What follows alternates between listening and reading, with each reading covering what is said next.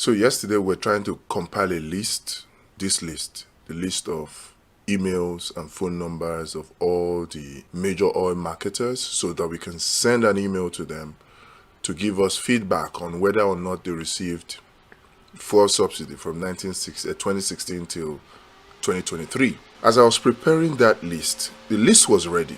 In fact, we have drafted the email, just about sending the email when I got a message from a friend of mine. And when I opened the message, what I saw really shocked me and annoyed me. Because when we're talking about the fact that there was no need for this whole fuel subsidy removal in the first place, many people were calling us all kinds of names. And if you go into the mainstream media space, what you hear is people, so-called oil and gas experts that appear to be paid to come and start talking about how fuel subsidy was unbearable for government to bear, that government could no longer sustain it. And in fact, every time I heard this, I was always annoyed.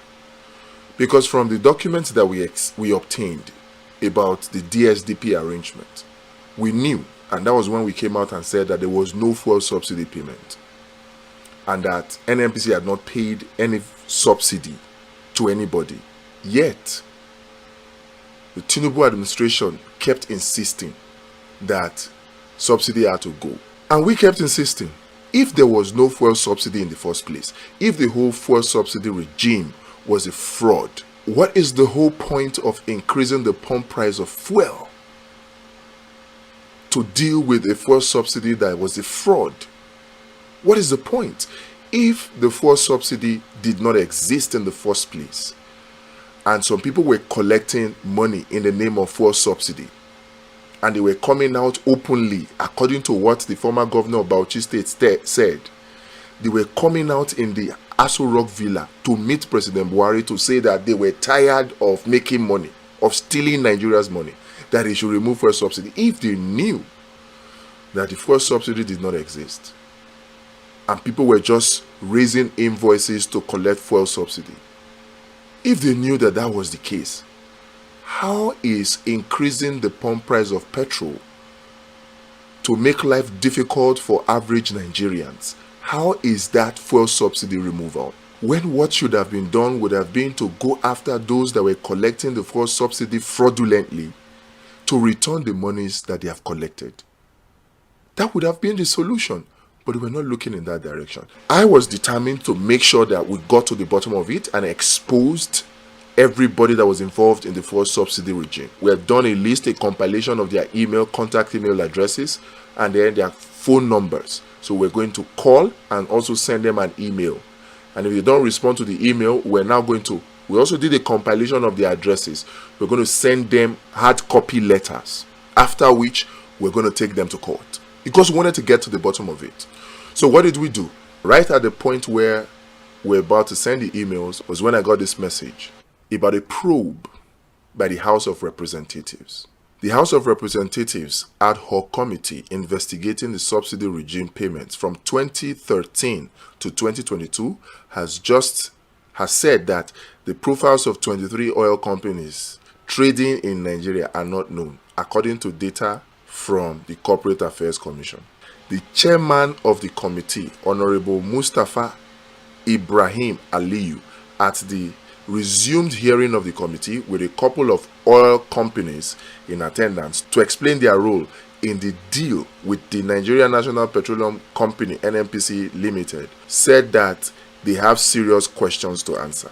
Aliyu, who read the list containing the names of the individual companies, explains that a communication from the Corporate Affairs Commission, CAC, on the request of the committee came back without any information on the affected companies. At the bottom of that document was a statement that was shocking to me and annoying to me. So when I said that there was no fuel subsidy and all the evidences came out to corroborate that fact, that there was no fuel subsidy in the first place and that there was no need to increase any pump price of petrol, because even with the old price of 185, 195 naira per liter, NNPC was already making a profit of over 100 naira per liter at 195, NNPC was making a profit of over 100 naira per liter. The studies are there, the empirical data are there. In the document that was done, that was presented by Dr. Agbon, it was stated there clearly. But since nobody will believe, since mainstream media will not believe, and the Tinubu administration kept pretending as if there was a fuel subsidy that they removed, we continued, only to find that the House of Representatives had set up an ad hoc committee to investigate this whole DSDP arrangement of the NNPC, and they had investigated this subsidy regime, and they came to some conclusions. And part of it is this annoying one that I will read to you right now, that Tinubu was made aware of, that Buhari was made aware of, yet they still went ahead to dance to the tune of the World Bank and IMF to increase pump price of petrol, to privatize, to devalue Nigeria's naira, to increase the school fees of university and unity schools in the name of signing the student loan bill, to privatize Nigerian company in the name of signing electricity bill. They were just doing all manner of policies to play and dance to the tune of the IMF and the World Bank. They still went ahead despite knowing what I'm going to read to you now. Look at it. Earlier, the committee quizzed representatives of Sahara Energy Resources Limited, Oando PLC, Hyde, and AA Rano, where they took turns to explain contract deals with the NNPC, saying they only lifted crude oil in the direct sale, direct purchase scheme and were not part of the subsidy payment. The oil marketers that were part of the DSDP arrangement, these companies I just mentioned, the Oando, AA Rano, Sahara Resources Limited, they were part of the DSDP arrangement. Now they have come out to say, oh, we only lifted crude oil to give to the refining component of their consortia. And then this consortia brought back refined petrol to give to NNPC, which NNPC now sold to them, that they were not part of any fuel subsidy payment. So what we were even going to send out emails for them to confirm to Nigeria, they have already confirmed to the House of Representatives ad hoc committee that they were not part of any subsidy payment. So the House of Representatives already knew. The chairman of that House of Representatives, Honorable Mustafa Ibrahim Aliyu from Sokoto State, is still a member of the 10th National Assembly. He's still there. The whole National Assembly, they were aware that there was no fuel subsidy payment made. They were. Oando PLC is headed by Wale Tinubu, Tinubu's nephew. Definitely, Tinubu is aware. From what the former governor of Bauchi said, Buhari is aware.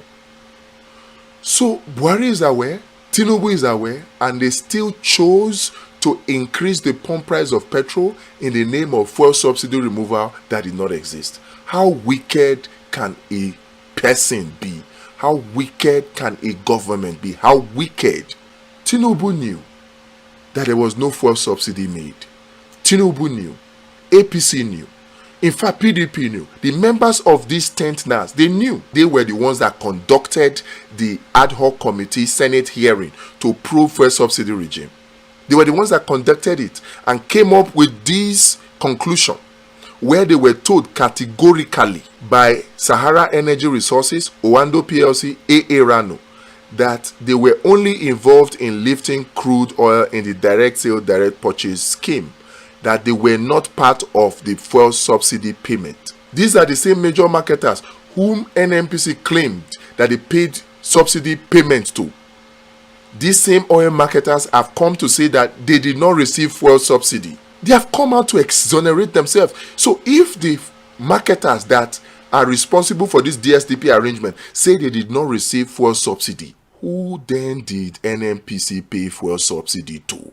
Who then did the federal government pay those 4.2 trillion in 2022, the 3 trillion in 6 months of 2023, the 3 trillion of 2021, and the 1 trillion of 2020? Who did they pay those monies to? And rather than go after the people who fraudulently collected those money, the Tinubu administration thought it best to punish Nigerians by increasing the price of petrol just to please the IMF and the World Bank, making Nigerians go through untold hardship, unnecessary hardship.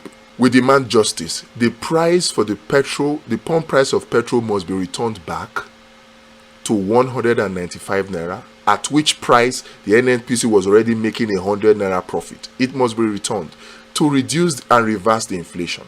If the Tinubu administration has any iota of humanity left in them, they should revert it and rather go after the people that have fraudulently collected this so-called fuel subsidy payment. So the Tinubu administration, if you have any humanity left in you, if you're not just wicked and just enjoying the suffering that you have brought upon Nigerians unnecessarily, then you should revert the price of petrol back to the original 195 and go after these rogues that were collecting money for subsidy payment for fuel that never existed.